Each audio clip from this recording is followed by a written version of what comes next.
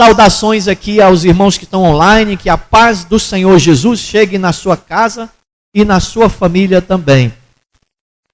E saudações também aos meus irmãos aqui presencial, com a graça e a paz do nosso Senhor e Salvador Jesus Cristo. Quem achou, diga amém. Pois não é contra pessoas de carne e sangue que temos de lutar, mas sim contra principados e poderios, contra os príncipes deste mundo de trevas, contra os exércitos espirituais da maldade nas regiões celestiais. Por isso, tomai toda a armadura de Deus para que possais resistir no dia mau, e havendo feito tudo, permanecer firmes. Portanto, permanecei firmes, trazendo em volta da cintura a verdade e vestindo a couraça da justiça, calçando os pés com a disposição para o evangelho da paz, e usando principalmente o escudo da fé, com o qual podereis apagar todos os dardos em chamas do maligno. Tomai também o capacete da salvação e a espada do Espírito, que é a palavra de Deus. Amém, irmãos? Vamos esperar esses mal educados passarem aqui de frente à igreja para a gente continuar falando, tá bom? Isso aí é a política. Enche o tanque da gasolina do povo e aí fica tudo andando aí, anda bem pouquinho, depois o carro fica cheio de gasolina. Só para comer dinheiro dos nossos impostos.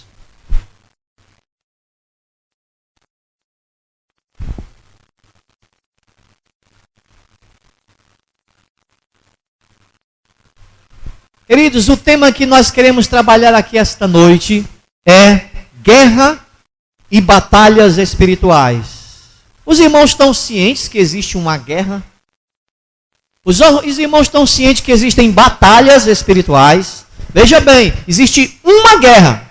Uma. Só uma. Mas batalhas espirituais existem muitas. Glória a Deus. Então eu já vou antecipando para os irmãos.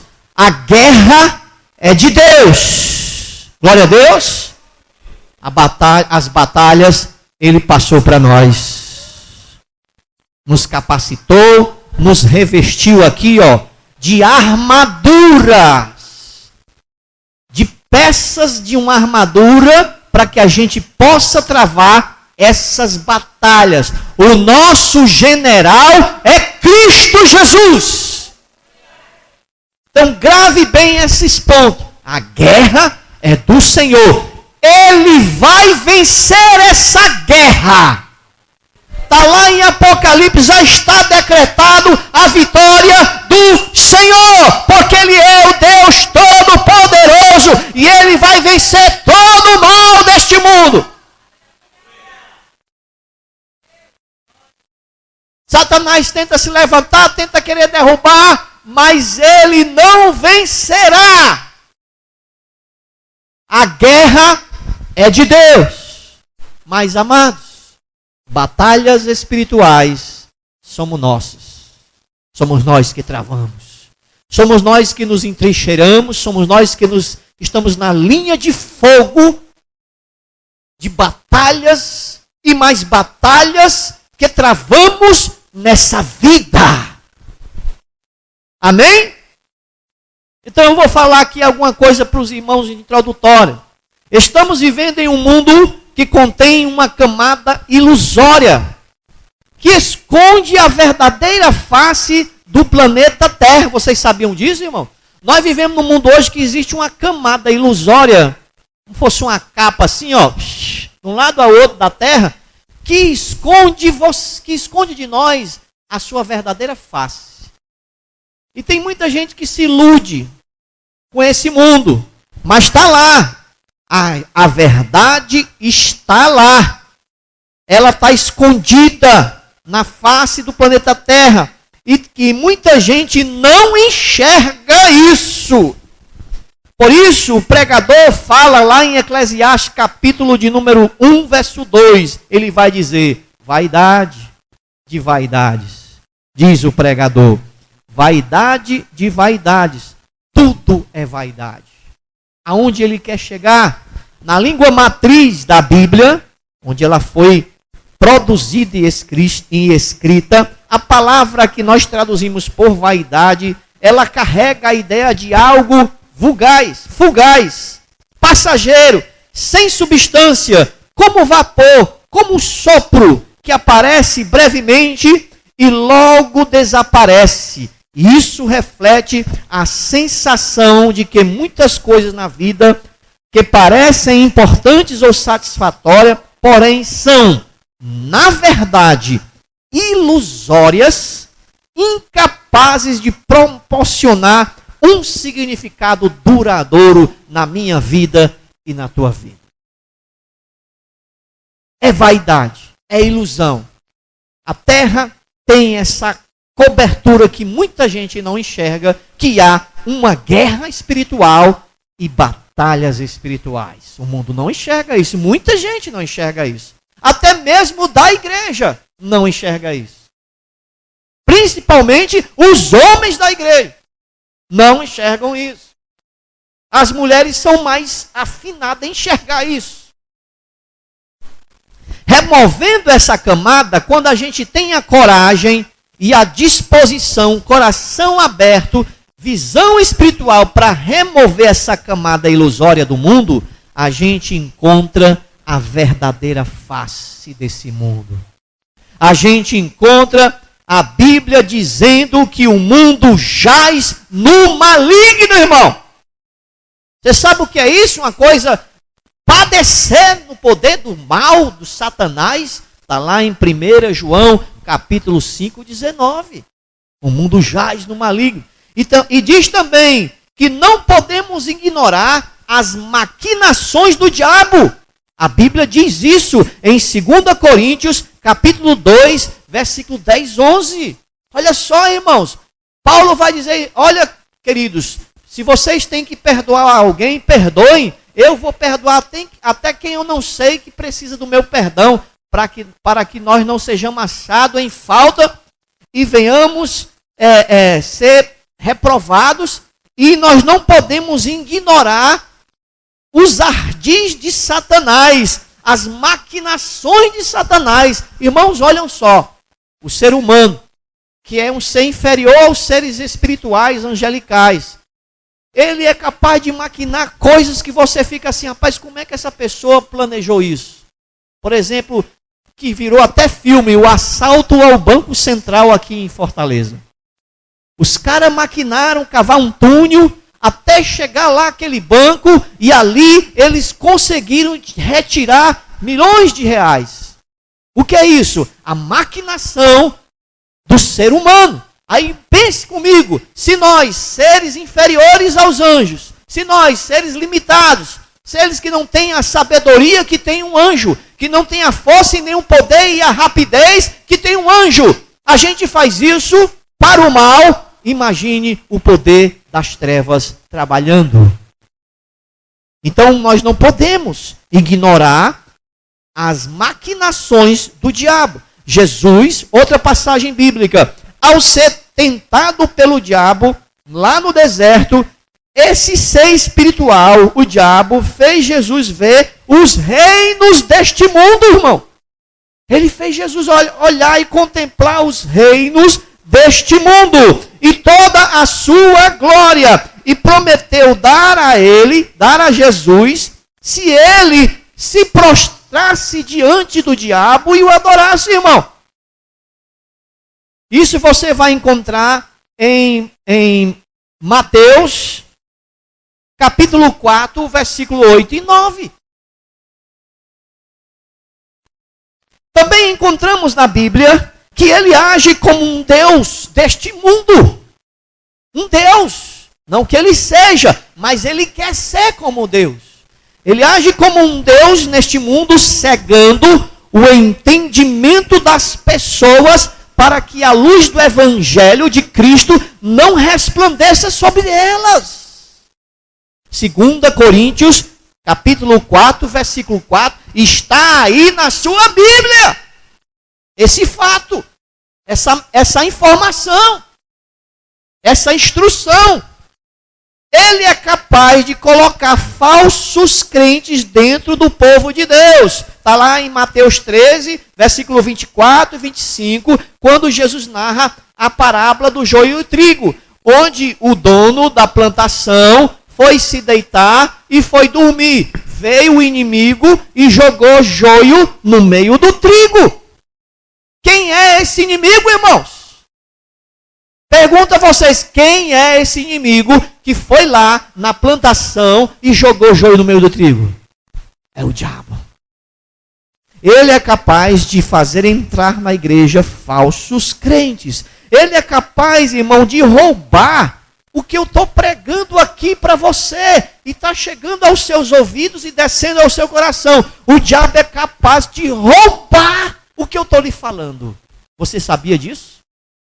Você vai encontrar isso em Mateus capítulo 13, versículo 19, quando Jesus vai falar da parábola do semeador. Quando a semente é caída, ela cai na beira do caminho. Jesus diz, veio os pássaros e comeram.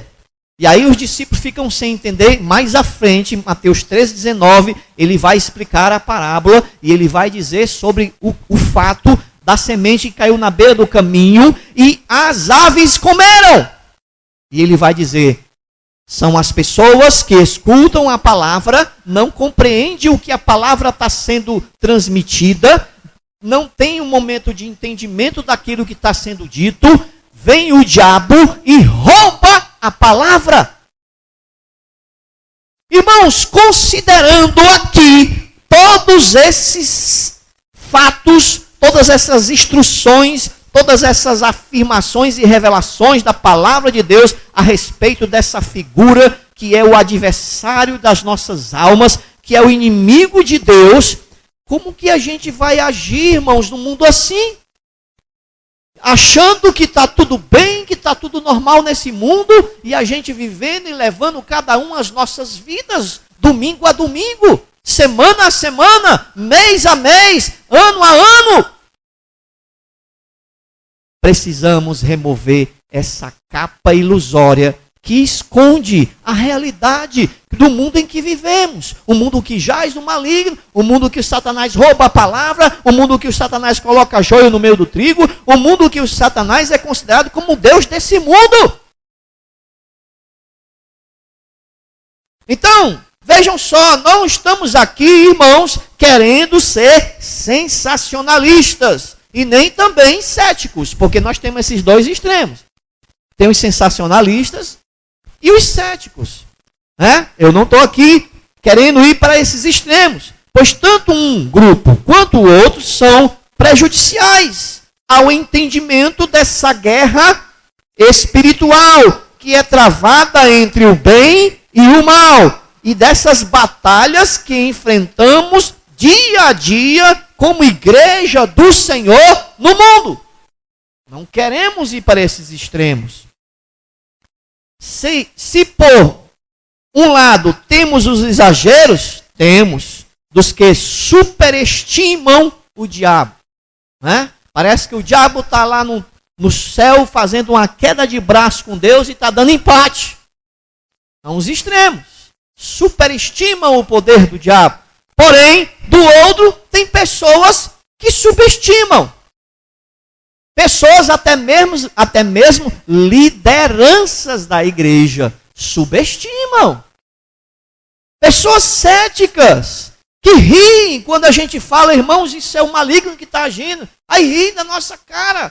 Crentes, pastores, lideranças, que ignoram os ardis e a sagacidade que o inimigo age contra as nossas vidas.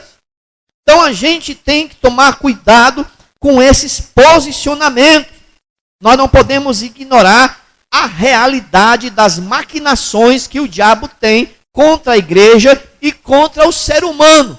Contra o ser humano, principalmente querendo atingir a sua família, querendo atingir os seus filhos, querendo atingir o seu casamento, o seu relacionamento com seus pais e vice-versa, sociedade e os governos desse mundo.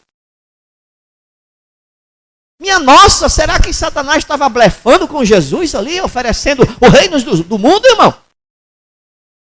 O mundo jaz no maligno. E a gente precisa ponderar sobre isso, para que essa venda, para que essa capa ilusória que o pregador de Eclesiastes diz, vaidade, ilusão, tudo é ilusão nesse mundo. Para que essa capa saia e você possa realmente ter um enfrentamento correto para com aquilo que é uma ameaça para a sua vida, uma ameaça para a sua fé, uma ameaça para a sua igreja, uma ameaça para a sua família, uma ameaça para o seu casamento, uma ameaça para os seus filhos, uma ameaça para você enquanto ser humano, feito à imagem e semelhança de Deus. E como você carrega a imagem e semelhança de Deus e o diabo é inimigo de Deus, ele odeia você.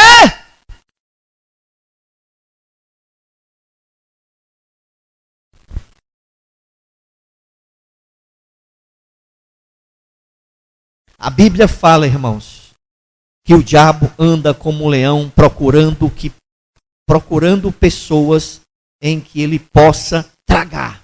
1 Pedro, capítulo 5, versículo 8. Pedro vai dizer, irmãos, vigiem, fiquem atentos, porque o diabo, o nosso adversário, anda como um leão que ruge ao nosso derredor, procurando quem possa tragar.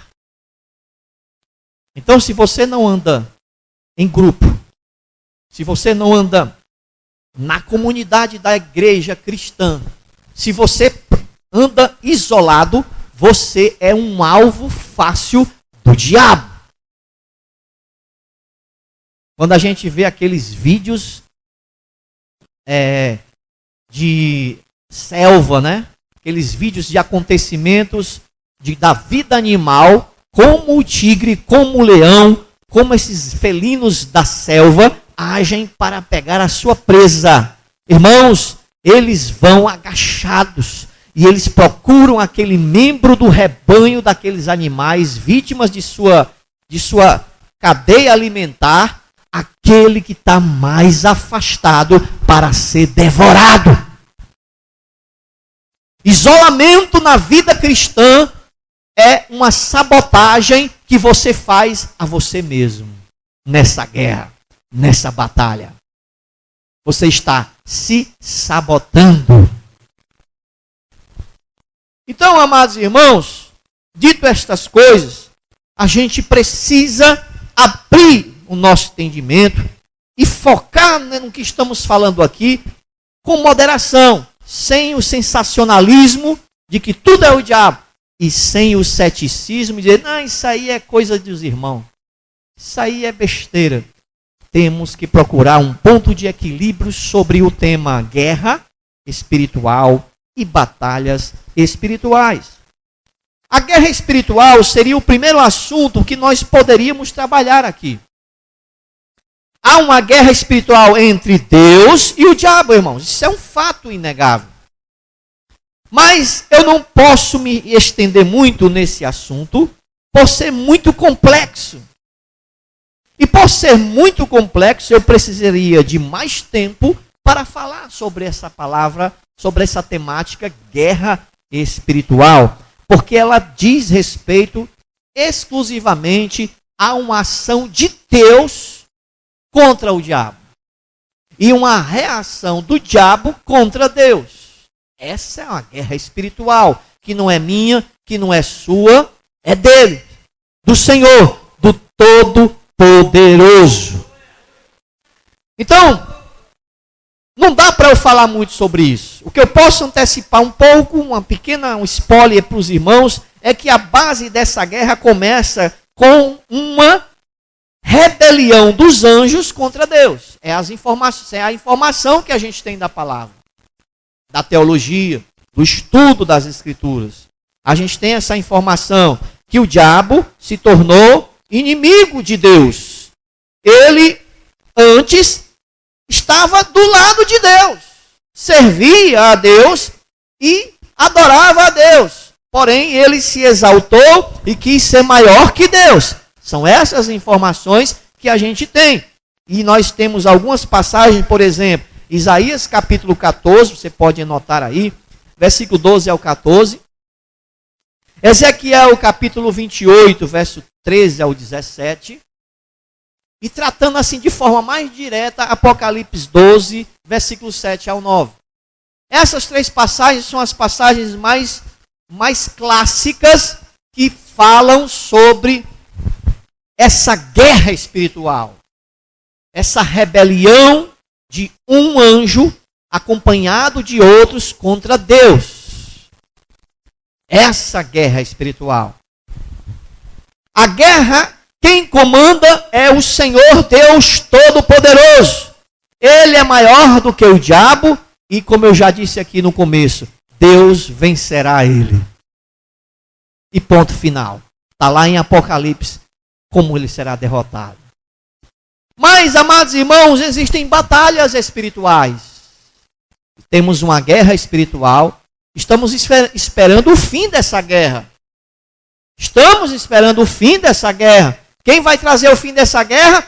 O Senhor nosso Deus. Glória a Deus. Onde Ele enxugará dos olhos toda lágrima. Não haverá dor, não haverá luto, não haverá enfermidade. Aleluia, não haverá mais pecado. Glória a Deus. Andaremos com Deus e Deus andará com a gente. Nós seremos povo do Senhor para sempre. Mas até lá, irmãos, essa guerra está acontecendo. Até lá, essa guerra existe. Essa guerra ocorre a todo momento. Porém, existem batalhas e frentes e mais frentes de batalhas que estão sendo travadas a toda hora. E eu queria chamar a atenção dos irmãos para esse assunto. Esse assunto, sim, eu quero me focar. Dentro da guerra espiritual, nós encontramos várias batalhas sendo travadas pela igreja do Senhor Jesus, que Ele ergueu por toda a terra. Lá em Mateus 16, 18, Jesus disse: edificarei a minha igreja, e as portas do inferno não prevalecerão contra ela. Jesus ergueu a igreja. Lá na cruz do Calvário, começou uma nova história. Lá no dia de Pentecoste, essa história ela foi concretizada, fazendo a igreja existir. Ganhando 3.000 almas para Cristo só naquele momento. E ali nasceu a igreja do Senhor. E a igreja foi se distribuindo em grupos, em comunidades, em igrejas locais, em cidades, e foi se espalhando por toda a história. Não tenho tempo aqui para entrar na história da igreja, mas nós sabemos que é a igreja a grande detentora da frente dessas batalhas espirituais que são travadas aqui nessa terra contra as hostes do diabo.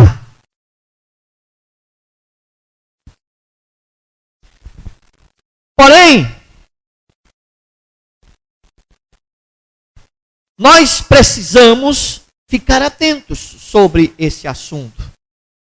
Nós encontramos em Atos 20 e 28 que Deus levantou bispos para pastorear a igreja dele que ele comprou com o seu próprio sangue. O apóstolo Paulo vai dizer isso. Então, a igreja, ela tem lideranças que são levantadas por Deus para direcionar essas batalhas.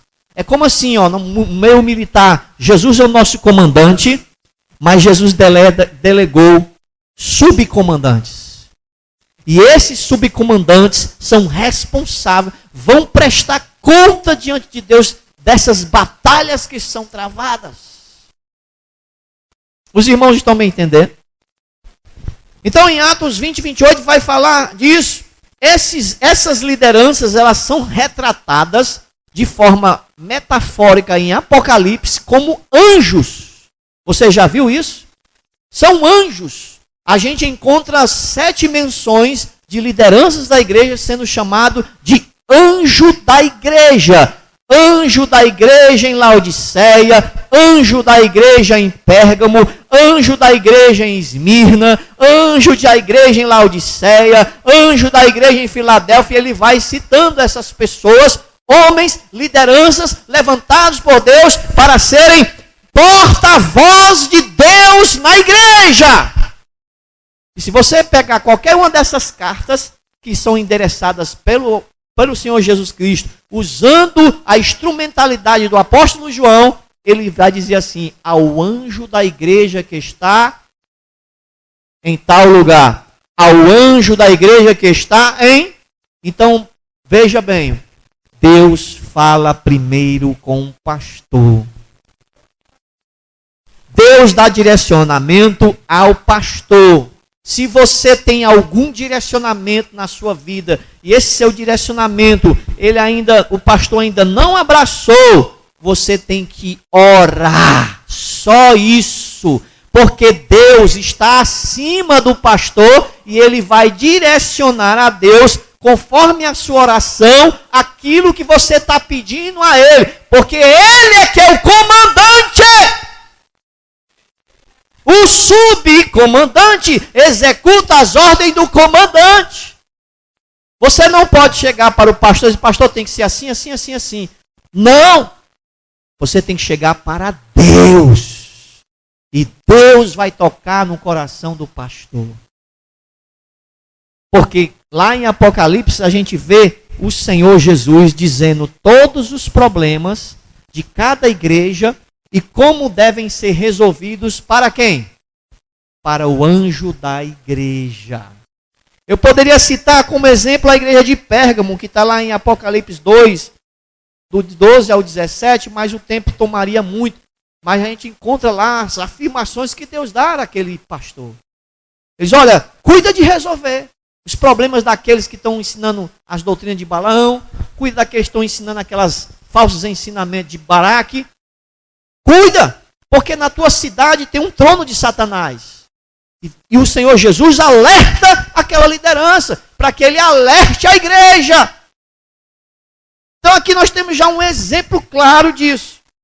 Então, estamos em uma batalha espiritual, várias frentes são trabalhadas de batalhas, e essas frentes têm pessoas no comando, são subcomandantes, direcionados pelo comandante, que é o nosso general, o nosso Senhor e Salvador Jesus Cristo.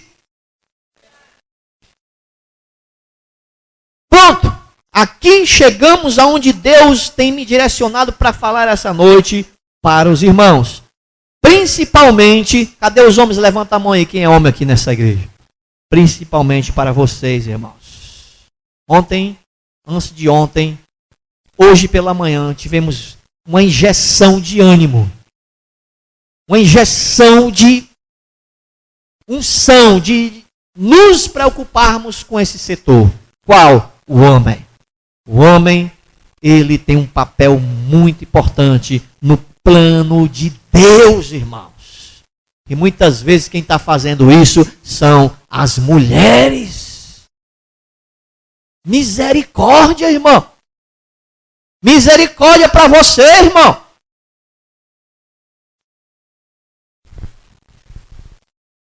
Então, receba aquilo que Deus me entregou. Eu estou aqui só repassando como anjo da igreja. Não tenho asa, não sou superior a ninguém, não tenho mais força de que ninguém, mas eu sou mensageiro. Porque a palavra anjo, ela também, na língua matriz da Bíblia, significa mensageiro de Deus. Então guarda aí, meu irmão. Primeiro, saia de cima do muro e venha para dentro dessa frente de batalha que temos aqui nesse lugar. Saia de cima do muro, se posicione. Saia de cima da zona de conforto. Tome uma posição, meu irmão. Primeira coisa que Deus manda dizer para os irmãos aqui esta noite, principalmente aos homens, meu querido, saia de cima do muro. Você faz parte de qual frente de batalha? Você está em qual frente de batalha, soldado?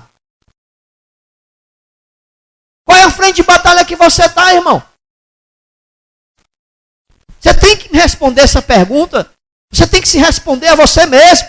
Olha, irmão, não tem como a gente estar em várias frentes. Não tem. Numa guerra espiritual, tem um comandante gerenciando ela. E ela tem divisões de batalhas, de vários frontes, de várias batalhas. Não tem como você estar em todas elas. Então, meu amigo, te resolva, meu irmão. Te resolva, meu irmão. Não tem como você ficar em batalha ali, batalha não sei aonde, batalha não sei onde, batalha não sei onde, batalha aqui. Acaba não tendo batalha nenhuma, acaba você não ganhando nenhuma delas. Você tem que ter foco. Diga comigo, eu tenho, tá fraco, eu tenho que ter foco. A guerra é grande, irmãos. Ela é tão grande que quem está gerenciando ela é Deus, porque Deus é grande. E aí existem várias frentes de batalha. Você tem que escolher uma para batalhar, irmão. Você não pode estar batalhando várias batalhas. Porque você vai se cansar. Porque você vai se perder pelo caminho. Você tem que escolher um grupo e batalhar com esse grupo e se unir com esse grupo e trabalhar junto com esse grupo. E batalhar. Então receba isso que está vindo da parte de Deus. Eu tenho uma luta para ser travada. Eu, como anjo dessa igreja, eu tenho uma luta para ser travada aqui. Aí eu pergunto, você está comigo ou está com quem?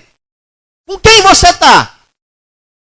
Quem é o subcomandante que você quer seguir, meu irmão? Se resolva. Se decida. Eu tenho uma batalha a ser travada aqui nessa comunidade. Nós temos aqui um fronte de batalha. Nós temos suprimentos, nós temos o apoio de munição vinda lá do céu para nós. Nós temos mulheres aqui preparadas para clamar e interceder aqui. E você, meu irmão, vai ficar aí de braços cruzados até quando?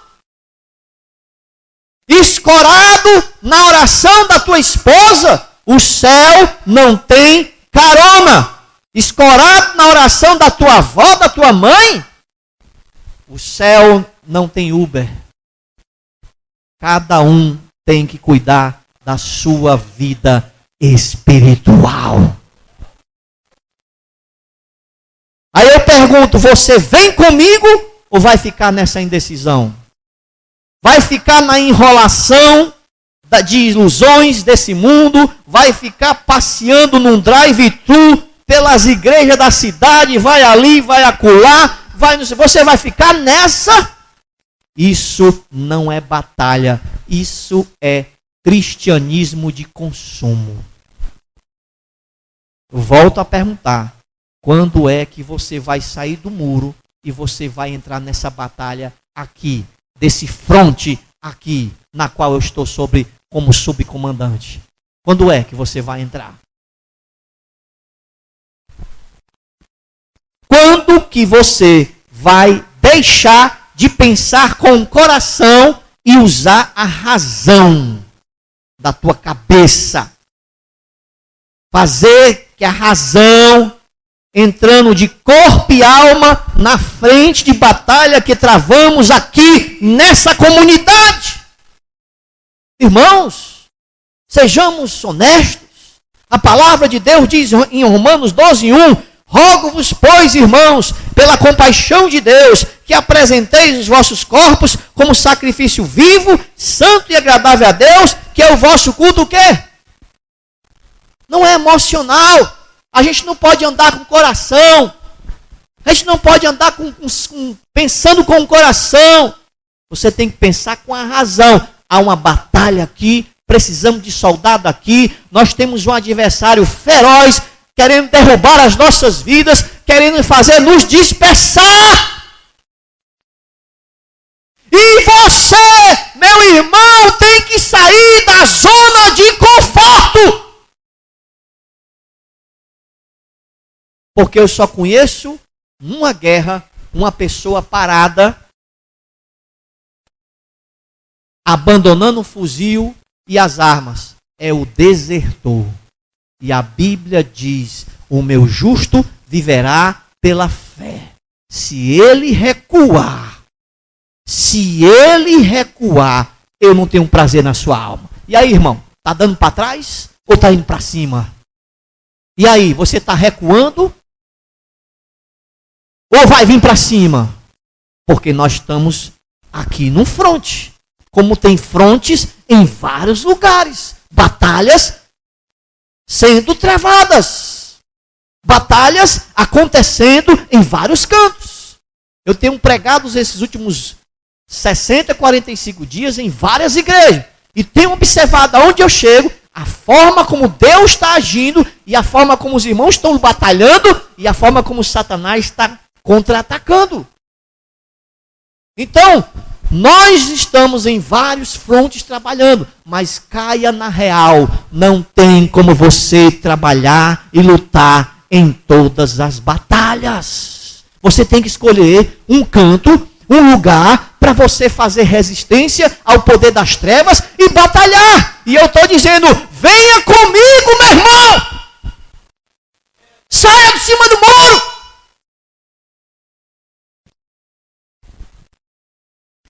Em Jeremias 17:9 diz: enganoso é o coração, mais do que todas as coisas, e perverso. Quem poderá conhecer? Irmão, não siga seu coração. Siga a razão. O culto a Deus, ele é racional. Nós temos que se racionalizar. Precisa de guerreiros, precisa de batalha. Onde mais carece de guerreiros. E aí você, às vezes, vai para lugares que são entupidos de gente trabalhando. Aí eu pergunto, isso é batalha espiritual ou é passeio gospel? Igreja, meu irmão, não é estacionamento, igreja não é cinema, igreja não é supermercado. Que você vai ali, vai acolá e vai passeando. Igreja é um lugar de batalha. Batalha espiritual. Precisamos, irmãos, de ter um choque de realidade. Para que essa capa ilusória que tem nesse mundo, que a gente não vê. Ficamos agarrados em celulares, ficamos agarrados em streams na TV, ficamos enfocados em nosso dia a dia. E tudo isso, irmãos, tem uma intenção. Deixar você ébrio, que é o contrário de sóbrio.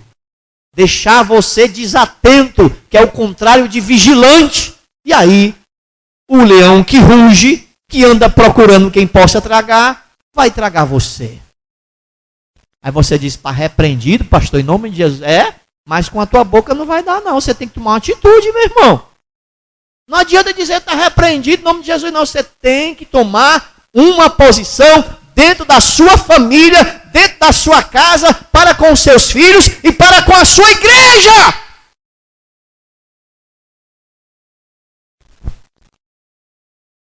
Segundo ponto, cumpra o chamado e o propósito universal que Deus deu a todos.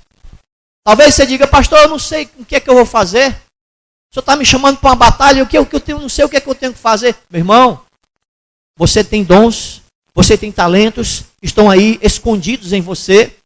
Talvez eles foram enterrados por uma palavra que não foi agradável, por alguém que disse coisa que lhe ofendeu, por algo que você ouviu, que não foi, a pessoa nem foi ela que falou, foi o diabo que usou a pessoa. Porque, como eu falei no começo, a nossa luta não é contra pessoas. É o diabo, irmão. É ele que está por trás. É ele que é o pivô das coisas. E aí você deu ouvido, e como está você hoje? Sentado aí na cadeira, improdutivo, soldado que abandonou o fuzil. E Deus está esta noite chacoalhejando aí a tua alma com o fogo do Espírito Santo, para que você acorde, se levante, pegue o seu capacete, pegue a sua espada, pegue a armadura de Deus e vamos travar juntos essa batalha.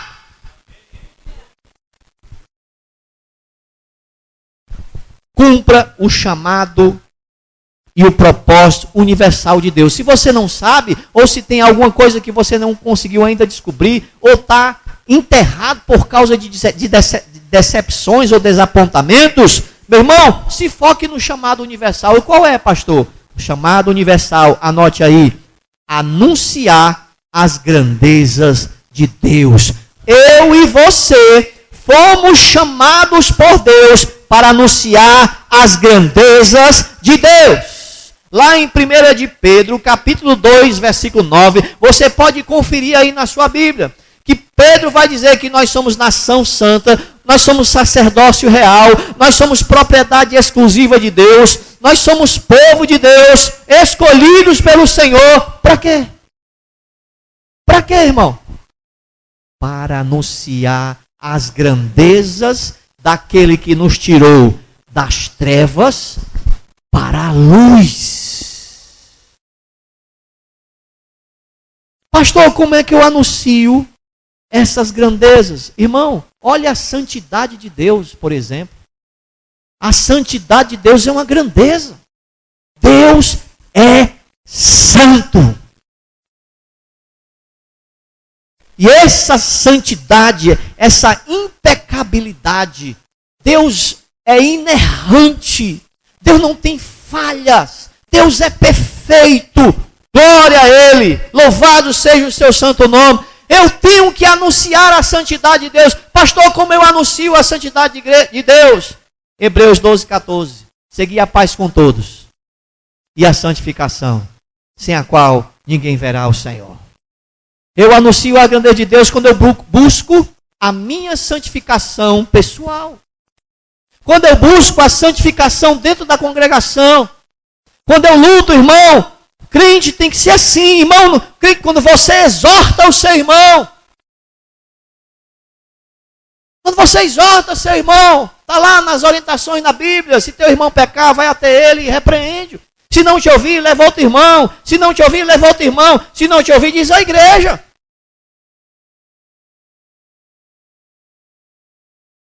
Precisamos, irmãos, policiar uns aos outros, para que possamos declarar a santidade de Deus. A igreja está maculada hoje, evangélica, no mundo e no Brasil, por causa do seu caráter. Não consegue expressar a santidade de Deus. Uma pessoa hoje dizer que é cristã, que é evangélico, virou sinônimo de quê? De uma pessoa que não é confiável. Infelizmente. Por causa de quem? Por causa de mim? Por causa de você? Não. Por causa de gente irresponsável, pastoreada por gente irresponsável, que está por aí no meio do mundo.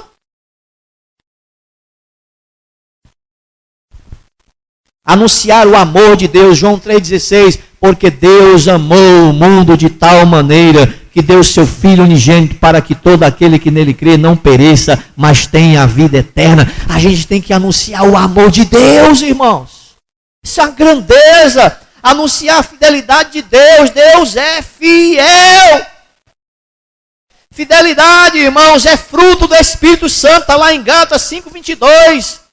Fidelidade, que às vezes algumas traduções traduzem como fé, mas aí foi uma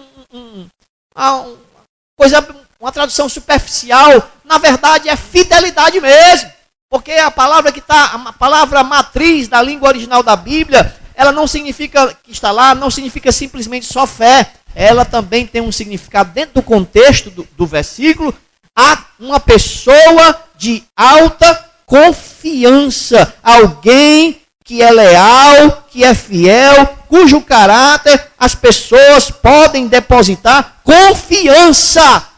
Esse é o verdadeiro entendimento de Gálatas 5:22 e 23, quando fala do fruto do Espírito, e lá diz fidelidade.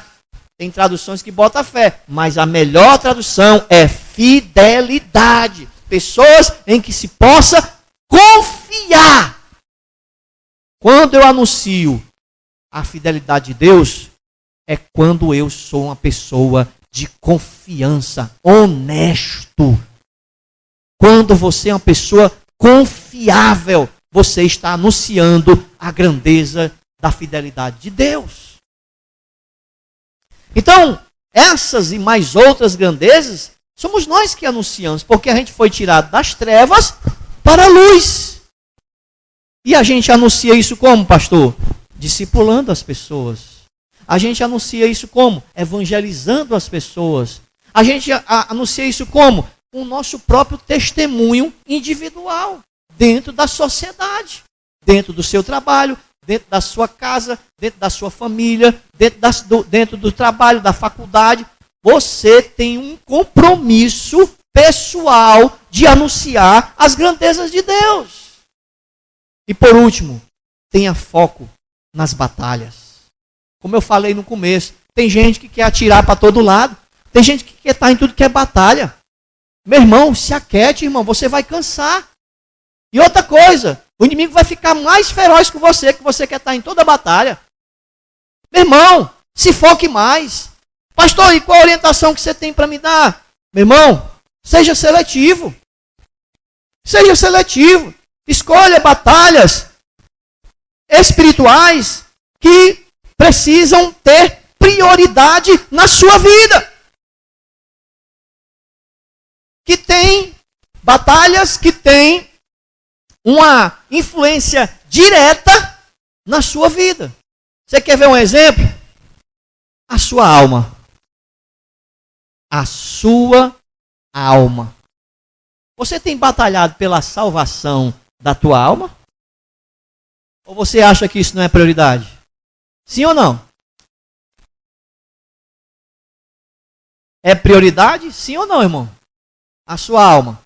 Abra sua Bíblia em Mateus 16, 26. Jesus vai fazer aqui uma crítica a pessoas que estão preocupadas com as almas dos outros e esquecem da dele. Mateus 16, 28. Então, nas batalhas espirituais, que são muitas, você tem que ser seletivo. Rapaz, eu vou me focar aqui, número 1, na salvação da minha alma. Sim ou não, irmão? A sua alma, meu irmão. Mateus 16, 26, vai dizer assim: pois do que adianta ao homem ganhar o mundo inteiro e perder a sua alma? É uma pergunta de Jesus. E ele pergunta outra coisa: que dará o homem em troca da sua alma? Irmãos, só quem pode dar alguma coisa em troca da tua alma é Deus. E sabe por que ele fez? Mandou seu filho Jesus para te salvar. Mandou seu filho de Jesus para te redimir, para te resgatar do poder do inferno, do poder da morte, do poder do mal, te tirar das trevas para a maravilhosa luz. Só Deus pode dar uma coisa em troca para te redimir, e Ele deu o seu único filho. Aí Jesus pergunta: o que é que você pode dar em troca da sua alma? É uma pergunta retórica, impossível. Você pode dar ouro, dólar, prata, você pode pegar o dinheiro que você tiver, as maiores riquezas, os maiores valores que você tem, valores emotivos, valores, você pode juntar tudo que você tem de valor. Você não compra a tua salvação. Pedro vai dizer nas suas cartas: irmãos, não foi com ouro, não foi com prata, não foi com pedras preciosas que vocês foram resgatados da vossa vã maneira de viver, mas foi com o precioso sangue de Jesus Cristo. Então, seja organizado nas batalhas espirituais. Coloque como prioridade a salvação da tua alma. Cuida da tua alma. Não, pastor, tem gente que diz assim: pastor, a graça de Deus já me alcançou, eu já estou salvo, eu tenho a certeza da salvação. É, meu filho? Pois tira as armaduras de Deus para tu ver se tu ainda é. Tira o capacete da salvação da tua cabeça, joga fora a espada do Espírito, abandona o escudo da fé, tira a sandália do Evangelho, o cinto da verdade e a couraça da justiça, para ver, fica desequipado para ver se tu, lá no fim, tu vai se encontrar comigo lá na eternidade. Faz isso para tu ver. Meu amigo, a Bíblia diz, ser fiel até a morte e dar-te-ei a coroa da vida. Tem cuidado de ti e da doutrina, porque fazendo isso salvará tanto a ti como os que te ouvem. Diz mais, cuida para que ninguém roube a tua coroa. Tá achando pouco? Já tenho 3 versículos aqui, quer mais? Então, meu irmão, não caia nessa. A graça de Deus se manifesta aos homens trazendo salvação e não acomodação. A graça de Deus está lá em Tito 2:13, 14, 2:11, 12, 13, 14, falando que a graça de Deus manifestou o Salvador a todos os homens, trazendo o quê? Salvação!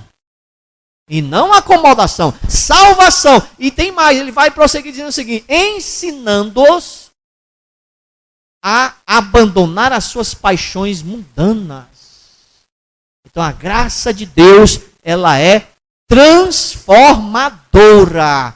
Então, meu irmão, você precisa nessas batalhas espirituais, tantas que tem pelo mundo, cuja guerra é travada por Deus e o diabo, você precisa ser seletivo. Primeiro, cuida de ti. Porque não adianta ganhar o mundo inteiro e perder a tua alma. Do que adianta, irmão? Anota aí o segundo. A salvação da sua família. Isso foi batido muito ontem lá. Pastores, líderes, pessoas que deram tudo pelas suas igrejas, anos e anos. Viajam, abrem projetos, abrem lugares para retiro, para não sei o que, coisas espirituais. E os filhos estão no mundo. Irmãos, Noé passou muitos anos pregando. Foi chamado pela Bíblia de herói da fé e pregador da justiça. Quem entrou na arca? Ele e sua família. Ele foi irresponsável para com os outros. Com os outros, ele passou muitos anos. Mas entrou na arca ele, seus filhos, sua esposa e suas noras. Meu querido, cuida da tua família. Andando pelo caminho, ao deitar, ao acordar, prega a palavra a tempo e fora de tempo para a tua família. Josué capítulo 24.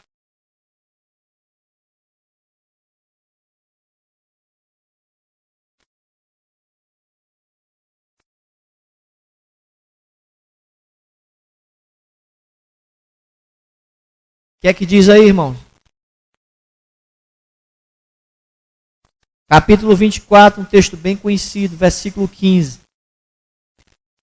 Mas se vos parece mal cultuar ao Senhor, escolham hoje a quem vocês querem prestar culto. Se aos deuses que vossos pais, a quem vossos pais que estavam além do rio cultuavam, em cuja terra vocês estão habitando, mas eu e minha casa serviremos ao Senhor. Meu irmão, você tem que colocar isso como foco da sua batalha espiritual. Essa é a segunda batalha que você tem que ter foco. A salvação da tua família. Aí eu aproveito a deixa. O que você está fazendo em prol da salvação da tua família? Lá no livro de Deuteronômio, capítulo 6, o Senhor vai dizer, amarás o Senhor teu Deus de toda a tua alma, de toda a tua força, de todo o teu entendimento. Aí ele vai dizer assim, guardarás tudo isso no teu coração. Primeiro ele tem que guardar nele. Depois ensinarás isso aos teus filhos. Inculcarás em suas cabeças. Você está inculcando na cabeça dos seus filhos a palavra de Deus, irmão. O que é que você está passando para a cabeça dos seus filhos? Ou o que é que você não está, que deveria estar passando? Então, essa batalha, irmão, Deus te ajuda. Essa batalha, Deus está contigo. Mas essa batalha é você que tem que travar. Josué tomou a decisão dele. Porque estava havendo um problema lá. O povo de Israel estava querendo seguir outros caminhos. Eles, olha, vocês se resolvam aí, porque eu já me resolvi. Eu e minha casa vamos servir ao Senhor. Você está disposto, irmão, a ter essa posição? Você está disposto, homem, mulher, servo de Deus aqui essa noite que está online, você está disposto a tomar essa posição, irmão? Ou você quer ficar feito um doido, atirando para um lado, para o outro? Nós estamos na guerra, pastor.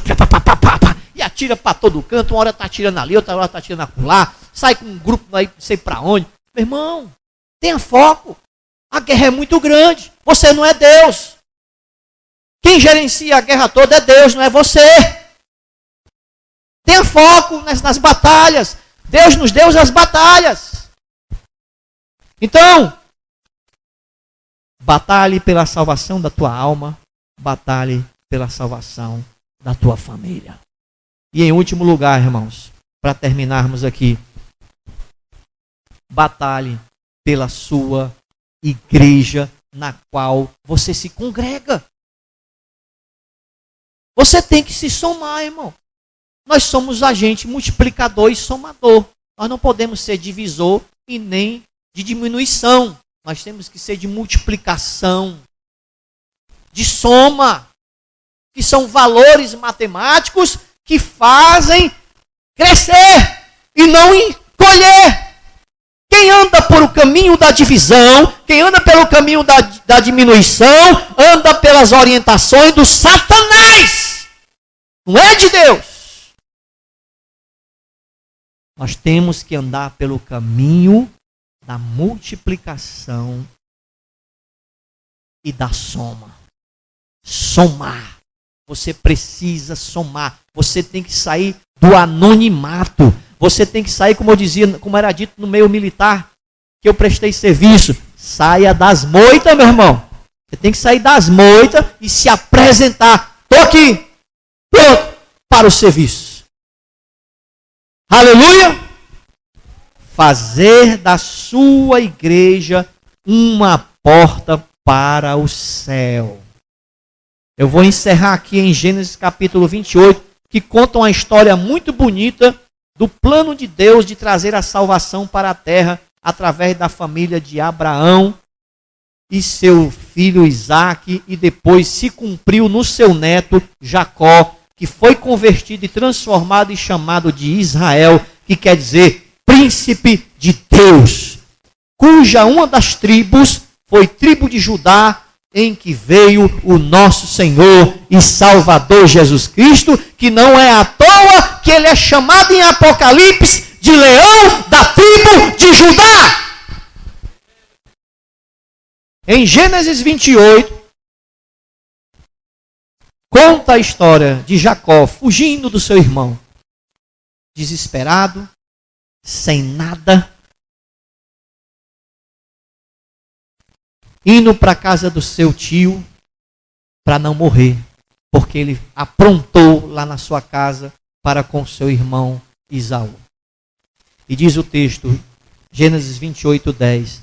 E Jacó partiu de Beceba e foi em direção a Harã, e chegou ao lugar onde passou a noite, porque o sol já havia se posto. Estamos aqui de dia ou de noite, irmão? Estamos aqui, olha aí. Coincidência ou Jesuscidência? Colocou, tomando uma das pedras do lugar, colocou debaixo da cabeça. Olha a vida dura que ele estava levando. Não conseguia ter nenhum travesseiro confortável para descansar. Assim é a vida do homem que precisa de Jesus. Assim tem que sermos nós, renunciando coisas, os confortos, para que possamos ser uma bênção para o Senhor. E deitou-se ali para dormir. Então sonhou que havia uma escada colocada sobre a terra, cujo topo chegava ao céu, e os anjos de Deus subiam e desciam por ela. E em cima dela estava o Senhor, que disse: Eu sou o Senhor, o Deus de teu pai Abraão e o Deus de Isaque. Darei a ti e a tua descendência esta terra que estás deitado, e a tua descendência será como o pó da terra. Tu te espalharás para o ocidente e para o oriente, para o norte e para o sul. Todas as famílias da terra serão abençoadas por meio de ti e da tua descendência. Eu estou contigo e te guardarei por onde quer que fores. E te farei voltar a esta terra, pois não te deixarei até que haja cumprido o que prometi. Quando Jacó acordou, disse: realmente o Senhor está neste lugar. Eu não sabia, mas o Senhor está nesse lugar. E cheio de temor disse: como este lugar é terrível! E este lugar não é outro senão a casa de Deus, a porta do céu. Fiquemos de pé, amados irmãos. Queridos, cabe a mim e a você fazer desse lugar uma porta para o céu. Nós pregamos em outro momento aqui, eu me lembro muito bem, sobre como não ser um falso religioso. Porque os falsos religiosos, eles fechavam a porta do céu, nem eles entravam, e nem as pessoas que eles tinham contato entravam, dado ao fato de seus maus testemunhos, maus exemplos, e não pregavam a palavra de Deus para as pessoas. Eram pessoas mudas, tapadas. Não queriam falar de Jesus, negavam Jesus pelo contrário. Meu irmão, seja porta do céu. Faça que esse lugar seja porta do céu para as pessoas. E como eu faço isso, pastor? Prega, anuncia, discipula, evangeliza, faz a obra de Deus, dá o teu testemunho pessoal. Não seja um agente secreto de Jesus. Você entra numa faculdade, passa 5, 4 anos estudando, termina e ninguém soube que você era crente. Misericórdia!